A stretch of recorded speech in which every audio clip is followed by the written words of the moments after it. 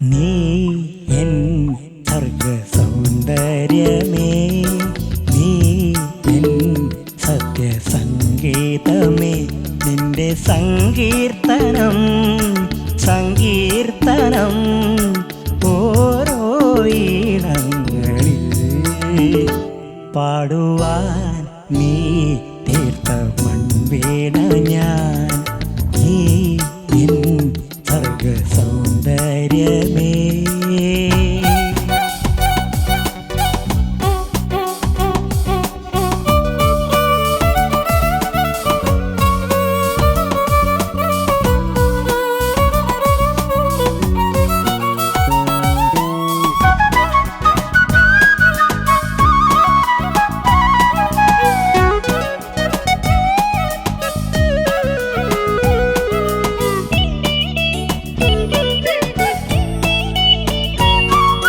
പൂമാനവും താഴെ ഈ ഭൂമിയും സ്നേഹലാവണ്യമേ നിന്റെ ദേവാലയം.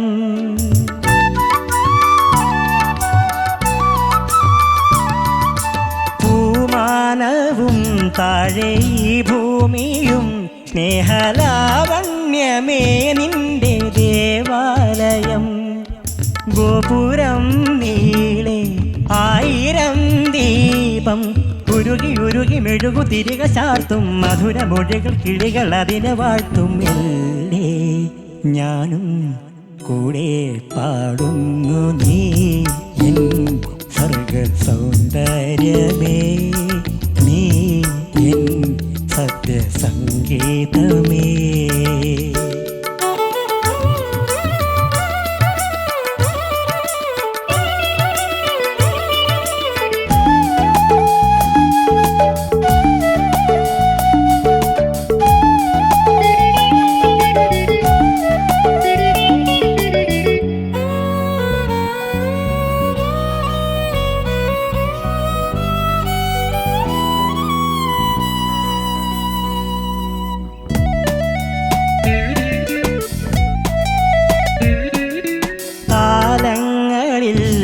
ദേവപാദങ്ങളിൽ ബലിപൂജയ്ക്കിവർ പൂക്കളായെങ്കിലോ,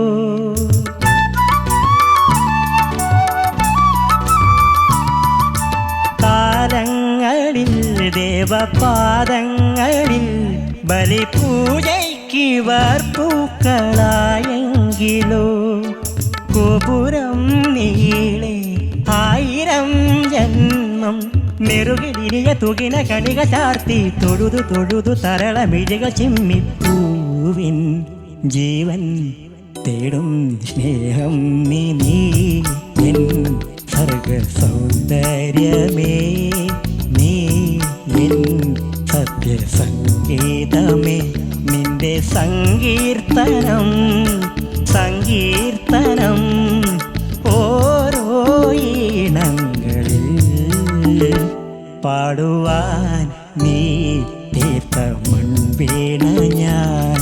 നീ എൻ സർഗ സൗന്ദര്യമേ.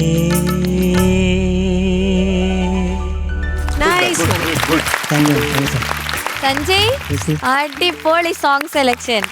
സെലക്ട് ചെയ്ത് ഗുഡ്. ഓക്കെ, ചോദിക്കാം. അല്ല, ഗ്രൂവ് റൗണ്ട് എങ്ങനെ ഉണ്ടായി? പ്രാക്ടീസ് ചെയ്തു, പാടാൻ പറ്റിയെന്ന് വിചാരിക്കും നന്നായിട്ട്. ചോദിക്കാം. ചേച്ചി. സഞ്ജയ, എന്താ ഇപ്പോഴും ആലോചിച്ചോണ്ടിരിക്കുന്നത്? അല്ല, ഒന്നുമില്ല, അത് ആ ഗ്രൂവിന്റെ പറ്റിയാണ് ആലോചിച്ച് നോക്കിയത്. വീണ്ടും പെട്ടെന്ന് എന്തായിരുന്നു ആലോചന? അല്ല, ഗ്രൂവ് സെറ്റ് ചെയ്തത് ഇതിനെ പറ്റി ആലോചിച്ച് നോക്കിയത്. എങ്ങനെയായിരുന്നു സെറ്റ് ചെയ്തത്? ഇഷ്ടപ്പെട്ടു. എല്ലാം കഴിഞ്ഞിട്ടോ? അത് എന്നാലും അവളുടെ ഹാങ് ഓവർ കഴിഞ്ഞില്ല. എങ്ങനെയുണ്ടായിരുന്നു അനുഭവം? നല്ല അനുഭവമായിരുന്നു മാം. പാടുമ്പോൾ എന്ത് തോന്നി ഗ്രൂവിനെ കുറിച്ച്? അതൊരു പേടിയുണ്ടായിരുന്നു, എങ്ങനെയായിരിക്കും ഇത് നടക്കാൻ പോകുന്നത്. ഇതുവരെ അങ്ങനെ കേട്ടിട്ടുമില്ല, അങ്ങനെ പാടി നോക്കിയിട്ടുമില്ല. അപ്പം ആദ്യമായിട്ട് അങ്ങനെ പാടി നോക്കിയപ്പം ഇൻട്രസ്റ്റിംഗ് ആണ് മനസ്സിലായി. പിന്നെ തെറ്റാൻ ചാൻസ് ഉണ്ടെന്ന് മനസ്സിലായി. അപ്പൊ അത് ഗ്രൂപ്പ് അയച്ചപ്പം അത് കേട്ട് പഠിച്ചു, പാടാൻ പറ്റി വിചാരിക്കുന്നു. നല്ല ശരിക്കും പറഞ്ഞാല് സഞ്ജയ് പാടിയപ്പോഴത്തേക്ക് അത് 4 കാലിൽ വന്ന് വീണു എന്ന് പറയാം. കാരണം കൃത്യമായി വന്ന് അവസാനിച്ചു. എന്നാൽ അതിൻ്റെ ഇടയിൽ ആ ഗ്രൂവ് നമുക്ക് നമ്മൾ ഈ ഗ്രൂവ് മാറ്റുന്നതിൻ്റെ ഒരു എന്തിനാണത് ചെയ്യുന്നത്? കാരണം അത് ആ ഗ്രൂവ് മാറ്റിയാലും നിങ്ങൾക്കത് കൃത്യമായിട്ട് പാടാൻ പറ്റണം, അതാണ്. പക്ഷെ എന്ന് വിചാരിച്ചാൽ അവരെ വേറെ തന്നെ ഒരു ട്രാക്കിൽ കൂടി ഇങ്ങനെ വിടരുത്.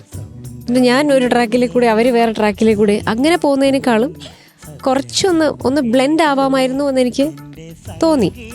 അതുകൊണ്ടാണ് ഞാൻ ഈ സംശയം ചോദിച്ചത്. കാരണം എനിക്ക് കുറച്ചുകൂടി സഞ്ജയ് ഒരു മൃദംഗം വായിക്കുന്ന ഒരാൾ കൂടിയാണ്, ഋതം അറിയാവുന്ന ഒരാളാണ്. അപ്പോൾ അതിൻ്റെ ഒരു സ്വീറ്റ്നെസ് കൂടി ഇവർ വായിച്ച ആ ഗ്രൂവിൻ്റെ ഒരു ഭംഗിയിൽ കുറച്ചുകൂടി ഒന്ന് ചേരാമായിരുന്നു എന്ന് തോന്നി എനിക്ക്. അത് വേറെ തന്നെ നിന്നു പാടുമ്പോ. അല്ലാതെ സഞ്ജയ് മഞ്ജരി പറഞ്ഞ മനസ്സിലായോ? മനസ്സിലായി സാർ. ഗ്രൂപ്പ് വേറൊരു വഴി കൂടെ, മറ്റേ റെയിൽ പാളം പോലെ നീ ഇപ്പുറത്തൂടെ അത് അപ്പുറത്തൂടെ അല്ലാണ്ട് അതിലേക്ക് അങ്ങോട്ട് ചേർന്ന് കാര്യം എന്തൊക്കെയാലും ആ താളപ്രമാണത്തിലുള്ളതല്ലേ അത്. അപ്പൊ ആ കാലപ്രമാണത്തിലുള്ളതല്ലേ. അപ്പൊ അത് മനസ്സിൽ വെച്ച് കുറച്ചും കൂടെ ഗ്രൂവിനോട് കൂടെ അങ്ങ് പോകായിരുന്നു എന്നാണ് മഞ്ജരി പറഞ്ഞത്. അത് മോനെ എന്താന്ന് വെച്ചാല് പൊതുവെ ഒരു ഗ്രൂവിനെ ബേസ് ചെയ്തിട്ടാണ് നമ്മൾ എവിടെയൊക്കെയാണ് നമ്മൾ സ്ട്രെസ് ചെയ്യുന്നത് എന്നുള്ളത് കൊടുക്കുന്നത്, അക്ഷരങ്ങൾ വാക്കുകൾ സ്ട്രെസ് ചെയ്യുന്നത്. അപ്പം അതിൽ കുറച്ചൊന്ന് ശ്രദ്ധിച്ചിരുന്നെങ്കിൽ നമുക്ക് ആ ഗ്രൂവ് വലുതായിട്ട് അയ്യോ എന്തോ സംഭവിച്ചു, പെട്ടെന്ന് വേറെ തന്നെ ഒരു സംഭവം വായിച്ചു എന്നുള്ളൊരു ഫീല് വരില്ല. അപ്പം മോനെ കൊടുക്കുന്ന എംഫസിസ് ഏതൊക്കെ വാക്കുകൾക്ക് സ്ട്രോങ്. ഇത് സഞ്ജയ് കൃത്യമായിട്ട് പാടുന്നുണ്ട്, പക്ഷെ സഞ്ജയ് ആ മറ്റേ ഗ്രൂവ് ആലോചിച്ചിട്ട് അതിലിങ്ങനെ പോവാണ്. അപ്പൊ ഇവര് വേറെ തന്നെ വായിക്കുകയാണെന്ന് നമുക്ക് ഫീൽ ചെയ്യും. അങ്ങനെ ഫീൽ ചെയ്യിപ്പിക്കരുതെന്നാണ് പറഞ്ഞത്. അല്ലാതെ മോൻ അസലായിട്ട് പാടി, നല്ല വോയിസ്, നല്ല രസമുണ്ടായിരുന്നു കേൾക്കാൻ. സ്വന്തമായി ഇഷ്ടപ്പെട്ട് സെലക്ട് ചെയ്ത പാട്ടാണ്, നല്ല ഫീലോടെ പാടി. എനിക്ക് ഇഷ്ടപ്പെട്ടു പാടിയത് സഞ്ജയ്. കാരണം പൊതുവേ സഞ്ജയ് പാടുന്ന പാട്ടുകളൊക്കെ തന്നെ എടുത്തു കൊണ്ടുവരും, അതുപോലെ പഠിക്കും, പാടും. It was good. വേറൊന്നും ഇതില് പറയാൻ ഇല്ല. എനിക്ക് ആ ചില അക്ഷരങ്ങൾ മാത്രം കുറച്ചൊന്ന് കംപ്ലീറ്റ് ആവാമായിരുന്നു എന്ന് തോന്നി. 2-3 സ്ഥലത്ത് ചിലത് ഉച്ചരിക്കുന്ന വാക്കുകളുടെ ആ ലൈന് ഫിനിഷ് ആവുന്നത് എടുത്ത് കുറച്ചുകൂടെ ഒരു ക്ലാരിറ്റി ആവാൻ തോന്നി. അല്ലാതെ മനോഹരമായിട്ട് പാടി. ഡീറ്റെയിൽസ് പറയൂ മാം. ഇത് കാതോട് കാതോരം എന്ന മൂവിയിലെ സോങ് ആണ്. ഈ പാട്ട് കമ്പോസ് ചെയ്തത് ഔസേപ്പച്ചൻ സാറാണ്. അതുപോലെ വരികൾ എഴുതിയത് ONV കുറുപ്പ് സാറാണ്. പാടിയത് KJ യേശുദാസ് സാറും ലതിക ടീച്ചറും. കറക്റ്റായിട്ട് പറഞ്ഞിട്ടുണ്ട്, വളരെ നന്നായിട്ടുണ്ട്. പക്ഷെ ഞാനും അച്ഛനും അമ്മയും പറയുന്ന, സഞ്ജയുടെ അച്ഛനും അമ്മയും പറയുന്ന കാര്യത്തിൽ യോജിക്കുന്നു. ഒരു കുറച്ച് സ്പീഡ് കൂടുതൽ. ONV കുറുപ്പ് സർ, ഇങ്ങനെ സ്ലോ ആയിട്ടും പറയാലോ. ONV കുറുപ്പ് സാർ ഇത് പറയുന്നത് എനിക്ക് തന്നെ ആ കുളുക്കുന്നത്. എങ്ങനെയാണ് ഇത്ര സ്പീഡിൽ പറയാൻ പറ്റുന്നത്? എങ്ങനെയാ? എന്നാ ഒന്ന് സ്ലോ സ്പീഡിൽ പറഞ്ഞേ. 1ാം കാലത്ത് ഇത് കേക്കട്ടെ. ഇത് പാടിയത് അങ്ങനെ കേക്കട്ടെ മാം. ഇത് കാതോട് കാതോരം എന്ന മൂവിയിലെ ഫസ്റ്റ് സ്പീഡ് ആയില്ല, ഇത് സെക്കൻഡാ. കാതോട് കാതോരം മാം. ഇത് കാതോട് മാം. ഇത് കാതോട് കാതോരം എന്ന മൂവിയിലെ സോങ് ആണ്. ഇത് കമ്പോസ് ചെയ്തത് ഔസേപ്പച്ചൻ സാറാണ്. വരികൾ എഴുതിയത് ONV കുറുപ്പ് സാറാണ്. അപ്പോഴൊരു ഓർഡർ ഉണ്ട് മാം. വരികൾ എഴുതിയത് സഞ്ജയ് ഇതൊരു പാട്ടാണെന്ന് ചിന്തിക്കൂ, എന്നിട്ട് സ്ലോ ആയിട്ടൊന്ന് പറഞ്ഞേ മാം. ഇത് വരികൾ എഴുതിയത് ONV കുറുപ്പ് സാറാണ് സാർ.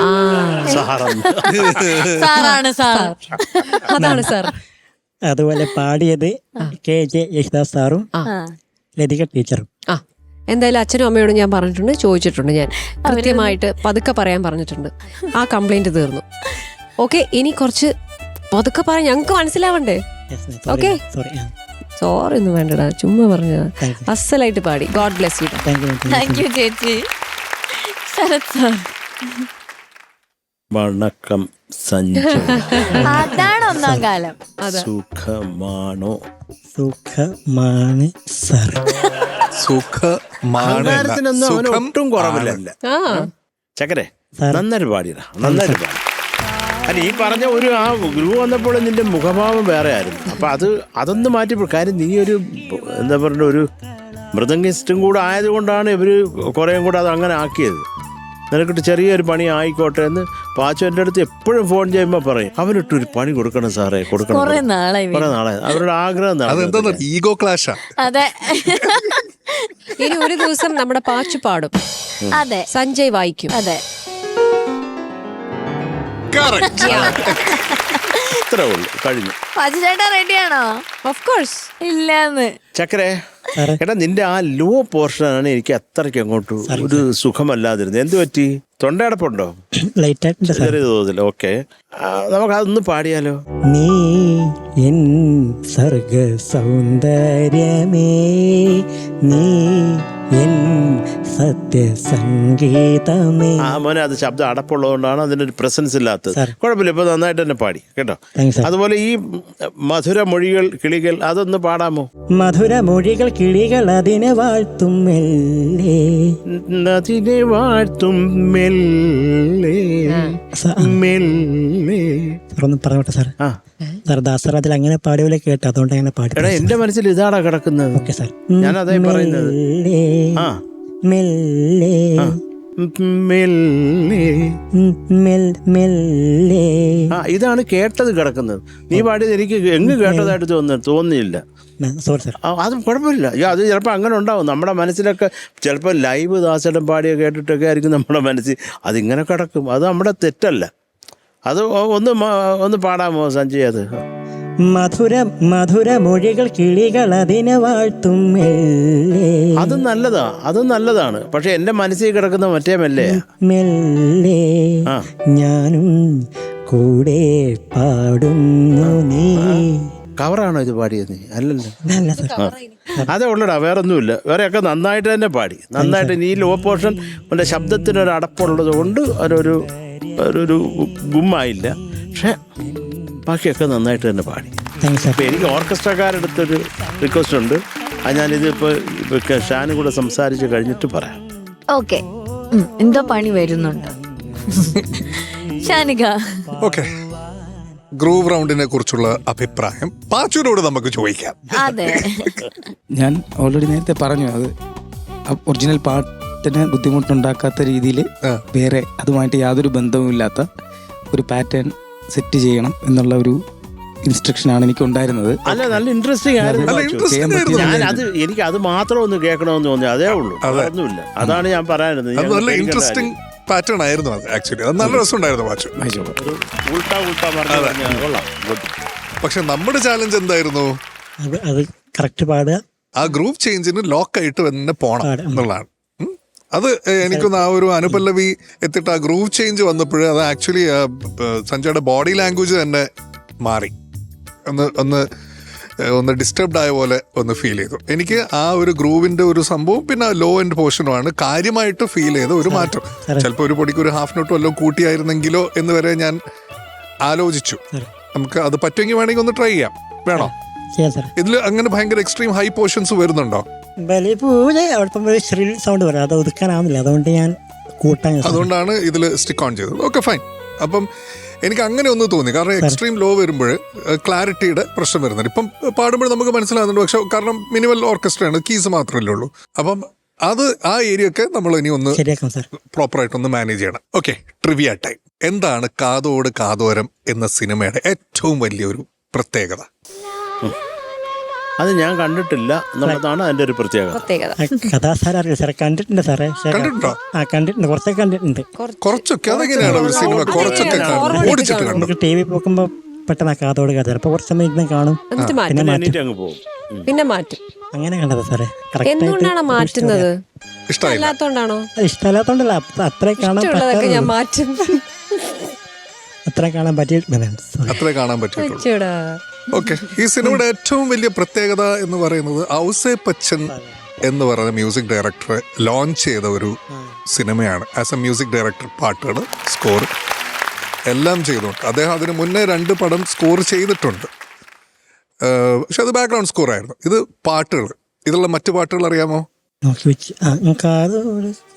അത് സിനിമയുടെ പേര്. പിന്നെ ഈ അടുത്ത് വരെ ഒന്ന് റീ ആയിട്ട് വന്നിട്ട് ഹിറ്റായ ഒരു പാട്ടുണ്ട്, ദേവദൂതർ പാടി. Very good, very good. നീ ജയിച്ചിരിക്കുന്നു. പക്ഷെ ഇത് ഇപ്പൊ ആരെങ്കിലും ചോദിക്കണേ, ഏടാ റാൻഡം ആയിട്ട് ഒരാൾ ചോദിക്കണേ, ഏതാ നിങ്ങൾ ഔസേപ്പച്ചൻ സാറിന്റെ പാട്ടുകൾ പാടുന്നില്ല, ഏതാണ് അദ്ദേഹത്തിന്റെ ആദ്യത്തെ സിനിമ എന്ന് ചോദിച്ചു കഴിഞ്ഞാൽ പറയണം കേട്ടോ. അപ്പൊ ആ കാര്യങ്ങളൊക്കെ ഒന്ന് മനസ്സിലാക്കി വെക്കുക. ഓക്കെ. പിന്നെ നേരത്തെ ബാക്കി കാര്യങ്ങൾ മഞ്ജരിയും പറഞ്ഞു, ശരത്തേട്ടനും പറഞ്ഞു. ആ ഒരു ഗ്രൂവിലുള്ള ഒരു ലോക്കിൻ അത്ര ക്ലീൻ ആയിരുന്നില്ല എന്നുള്ളത് ഒരു പ്രശ്നം. പിന്നെ ലോ രജിസ്റ്റർ അടുത്തൊരു പ്രശ്നം. ബാക്കി ഉഗ്രനായിട്ട് പാടി സഞ്ജയ്. sir. Thank ബാക്കി ഒരുപാട് ഭാഗങ്ങളൊക്കെ ഭയങ്കര രസമുണ്ടായിരുന്നു കേട്ടോ. All the very best. Thanks sir. Thank you Shanika. ഇനി ശരത് സാർ പറഞ്ഞത് ചക്കരെ നമുക്കത് ആ ഇവരുടെ അതിൻ്റെ ആ ലാസ്റ്റ് പോർഷനും അതൊന്ന് കേൾക്കാൻ നിന്ന് ഒരു എന്തോ ഒരു ട്രിക്കി സാധനമാണ് അതെന്നുള്ളത് കൊണ്ട് ഒന്ന് കേൾക്കാം.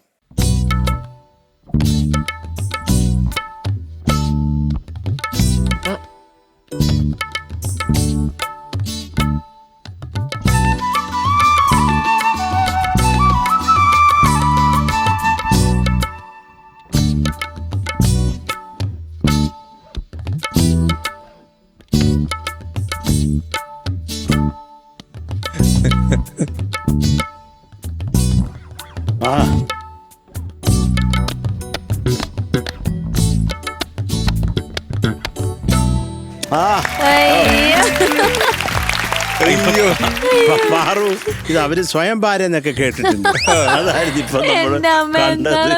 പക്ഷെ ഇങ്ങനെയൊക്കെ വരുമ്പോ നമ്മൾ അജലിന്റെ മുഖത്ത് നോക്കിയാൽ മതി. അജൽ ചിരിക്കുന്നുണ്ട്. അതിനിതൊരു മിസ്റ്റർ ബീൻ സീരീസ് കണ്ട പോലെ. ചിരിച്ച് താങ്ക് യു മാച്ചു. Thank you. ഓക്കെ, മാർക്സ് ചോദിക്കാം. ശരത് സാർ. സഞ്ജയ് കുട്ടാ, സാറേ നിനക്ക് 9.4 marks. Thanks sir. Thank you sir. ചേച്ചി. സഞ്ജയ് കുട്ട മാം 9.4 മാർക്സ്. താങ്ക് യു മാം.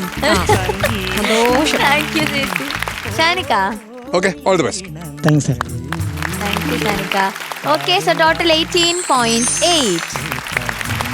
ഇനി ഒരു റൗണ്ട് അല്ലേ? ഓക്കെ. അക്വസ്റ്റാർ പാത്തികളും ക്ലാമ്പുകളും. Aquastar rainwater pipes. മറ്റെല്ലാം ചുമ്മാ. Superstar.